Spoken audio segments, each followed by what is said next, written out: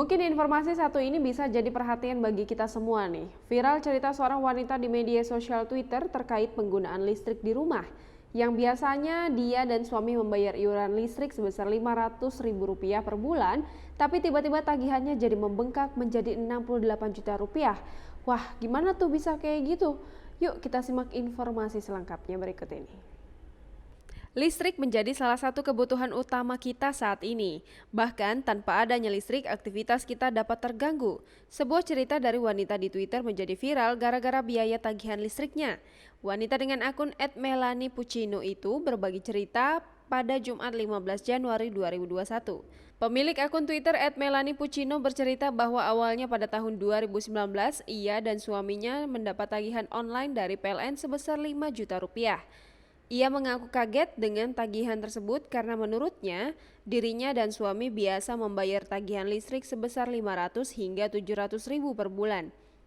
Kemudian pada bulan berikutnya yaitu November, tagihan listriknya masih sama yaitu Rp5 juta. Melanie Puccino dan suaminya kemudian datang ke kantor PLN untuk membicarakan hal itu.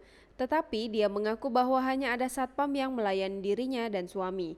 Lalu pada 13 Januari 2021, Melanie Puccino mengatakan bahwa ada petugas yang mendatangi rumahnya untuk mengganti meteran.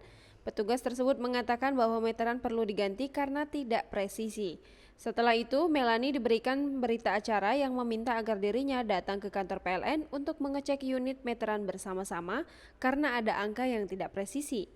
Sampai di sini ia tak merasa ada sesuatu karena memang tak melakukan apapun terhadap meteran itu.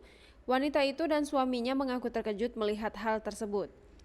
Kami yang awam dan sama sekali tidak familiar, tidak diedukasi bahwa meteran yang asli itu seperti apa bentuknya. Seketika terkejut. Gimana nggak terkejut? Pemilik rumah sebelumnya adalah kakak suami saya yang bisa dibilang konglomerat. Untuk apa sih mainin listrik yang dayanya hanya 1/40 rumahnya sekarang? Imbuhnya.